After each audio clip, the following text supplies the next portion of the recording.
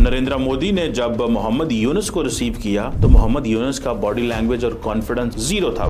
भारत में जिस वक्त वक्फ बिल पास हो रहा था उस वक्त मोदी बैंकॉक में थे, जहां वो मोहम्मद यूनुस की अकड़ तोड़ रहे थे।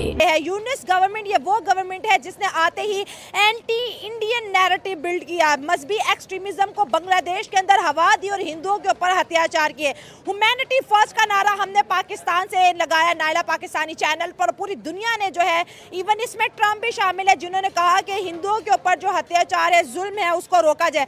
आज यूनुस जो है और इसकी जो गवर्नमेंट है, मोदी साहब के जो है तलवे चाटती नजर आ रही है। क्योंकि एंटी इंडिया सेंटिमेंट, पता नहीं किस कारण एंटी इंडिया सेंटिमेंट बांग्लादेश में इतना ज्यादा हो गया है। हमारी गलती थी, सांप को दूध पिलाया। सांप का बिल भी हम ही ने खोद के दिया, बाय द वे। बांग्लादेश भी हम ही लोगों ने बनाया। आज वही बांग्लादेश उल्टा हमें डसने की सोच रहा है। इनकी टांग तोड़ने का अब वक्त आ चुका है। लेकिन भारत के प्रधानमंत्री नरेंद्र मोदी ने महज 30 सेकंड में मोहम्मद यूनुस को उनकी औकात दिखा दी। इस वीडियो में हम आपको कुछ तस्वीरें दिखाएंगे जिन्हें देखकर बांग्लादेश को दौरा पड़ सकता है। शुरुआत इस तस्वीर से करते हैं। ये तस्वीर थाईलैंड की राजधानी बैंकॉक में चल रहे बिम्स्टेक शिखर सम्मेलन की है। आप देखिए कि कैसे थाईलैंड की पूरी सरकार पीएम मोदी को घेर कर चल रही है। थाईलैंड के प्रधानमंत्री पाइथोंग तान शिवनात्रा पीएम मोदी के साथ हैं। थाईलैंड के कई मंत्री भी पीएम मोदी के साथ साथ चल रहे हैं। इसके अलावा आसपास एलिट सिक्योरिटी फोर्स भी आप देख सकते हैं। मगर भीड़ में सबसे पीछे आपको मोहम्मद यूनुस चलते दिख रहे होंगे। मोहम्मद यूनुस को कोई नहीं पूछ रहा, ना तो पीएम मोदी और ना ही थाईलैंड। पहला तीर नरेंद्र मोदी ने मारा। भाई तुम बताओ कि वहाँ पे माइनॉरिटीज की क्या सिचुएशन है। तुलसी गैबर्ड इंडिया आई थी तो उन्होंने माइनॉरिटीज के ऊपर स्टेटमेंट जारी की थी। मोहम्मद यूनुस ने भी अपनी मर्जी की बातें करनी है। शेख हसीना वाजिद को कब एक्स्ट्राडाइट करेंगे? नरेंद्र मोदी कभी भी शेख हसीना वाजिद को नहीं भेजेंगे। So Bangladesh is a challenge for India. Bangladesh Hindustan के बगैर नहीं चल सकता। अच्छा। ये मैंने एक इंटरव्यू में 4-5 माह पहले कहा था, वो अभी तक चल रहा है। हाँ, ठीक है, अभी तक चल रहा है। 1 मिलियन पे वो वीडियो गई थी। 1 मिलियन पे गई और अभी तक लोग देख रहे हैं। उसको दोबारा भी लगाया, दोबारा भी देख रहे हैं कि मैंने कहा था कि इंडिया से बांग्लादेश को ताल्लुकात खराब नहीं करने चाहिए। अच्छा, सो कि बांग्लादेश को स्टैंड करने वाला इंडिया ही है। ऐसा ही है। ठीक है, और उसके अगर इंडिया ने उससे आंखें फेर ली तो बांग्लादेश किधर जाएगा?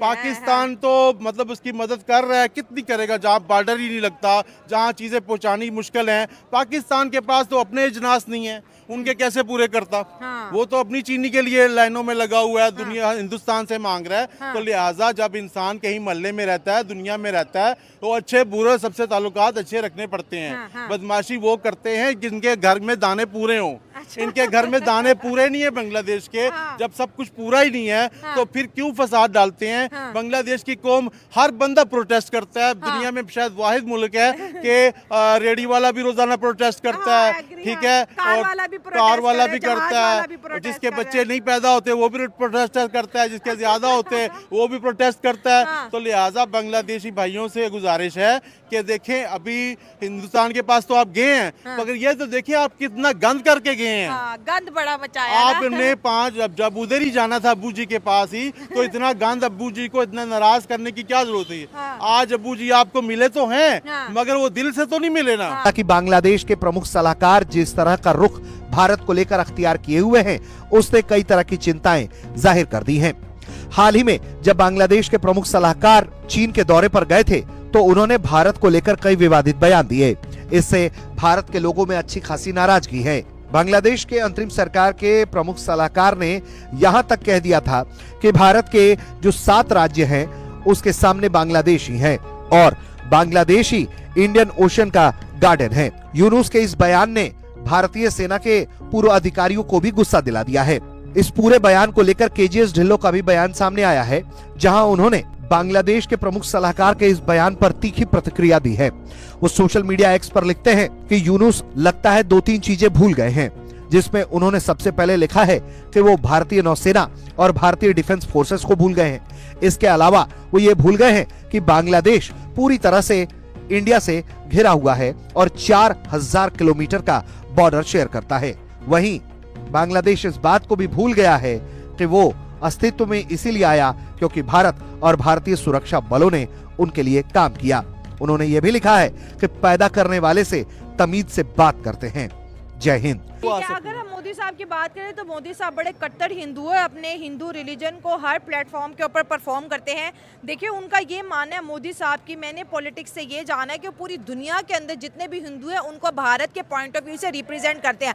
अब जब बांग्लादेश में जिस तरह से हिंदुओं के ऊपर जिस तरह से जुल्म हुए, जिसकी हमने बहुत दफ़ा मजम्मत किया है, कंडेम्ड किया है कि ह्यूमैनिटी फर्स्ट होने चाहिए, हिंदुओं को राइट है कि वो मंदिर जा सकते, हिंदुओं को राइट है कि वो अपने रिलीजियस प्रैक्टिसेस को ओपनली एंड फ्रीली परफॉर्म कर सके। लेकिन जब यूनुस की गवर्नमेंट ने इंतहाई जुल्म जब हिंदुओं पे किए तो क्या भारत का जो हिंदू है या फिर बीजेपी की गवर्नमेंट है, क्या ये यूनुस को उसके लिए माफ़ करेगी जब उन्होंने मंदिरों पे अटैक कर दिए? आज ये कह रहे हैं कि हमारी बायलैटरल मीटिंग करा दो, आज ये कहते हैं भाई इंडिया हमें थोड़ी फेवर दे दे। अभी कुछ दिन पहले इंडिया ने कॉटन का जो एक्सपोर्ट था बांग्लादेश को बैन किया है। नहीं, ये सबसे बड़ी फेवर ही ये कि उन्होंने मोदी से उनकी मुलाकात करवाई है। हाँ। इससे बड़ी फेवर नहीं हो सकती। हाँ। आप देखो जितनी भी कोशिश कर ले ना, यानी मोहम्मद यूनुस जितनी भी कोशिश कर ले, इंडिया अब वो पुराने टाइम पे नहीं आएगा जिस किस्म के टाइज उनके शेख हसीना वाजिद के हुकूमत के साथ थे।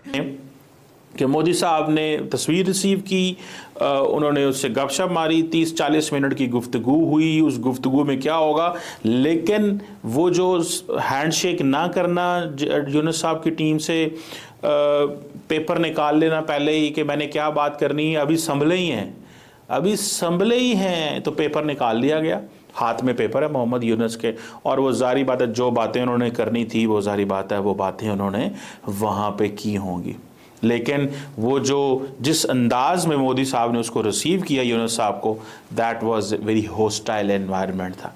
वो लगता नहीं था कि अब वो इससे पहले भी, मिसाल के तौर पे जो कल रात को परसों रात को जो डिनर हुआ जिसमें मोहम्मद यूनुस नरेंद्र मोदी के लेफ्ट पे बैठे हैं और पीएम ओले ऑफ नेपाल नरेंद्र मोदी के राइट पे बैठे हैं, तो बड़ी टफ किस्म की जो है ना एनवायरनमेंट लग रहा है। तो सर ये जो अब इस वक्त ये जो थाईलैंड गए हुए हैं मोदी साहब, तो क्या इसकी और क्या आउटकम्स आप देख रहे हैं? काफी बड़ी मीटिंग है और काफी मैं देख रही थी, बल्कि ये जो मीटिंग हुई है बड़े दोनों के डेलीगेशन भी बैठे हुए हैं साथ। बहुत बड़ी मीटिंग थी जिसमें इंडिया के काफी लोग मोदी साहब के साथ बैठे हुए हैं और दूसरी तरफ से यूनुस के जो साथ उनके गए हुए यूनुस साहब के वो भी बैठे। देखिए इंडिया तो जब ये शुरू में आके और इन्होंने जो है बकवासबाजी शुरू की थी, इवन एट दैट टाइम आपको याद हो कि इंडिया ने अपने फॉरेन सेक्रेटरी को वहां भेजा था, विक्रम मिश्री साहब जो हमारे फॉरेन सेक्रेटरी हैं, वो उनको भेजा गया था ढाका में कि इनसे बात करो कि आखिरकार चाहते क्या है। और जो भी बात हुई actually we came back with the impression that nobody is in charge. और वहां पे जो वेरियस ग्रुप्स हैं उनमें एक कंपटीशन है अपने आप को बड़ा जिहादी दिखाने का।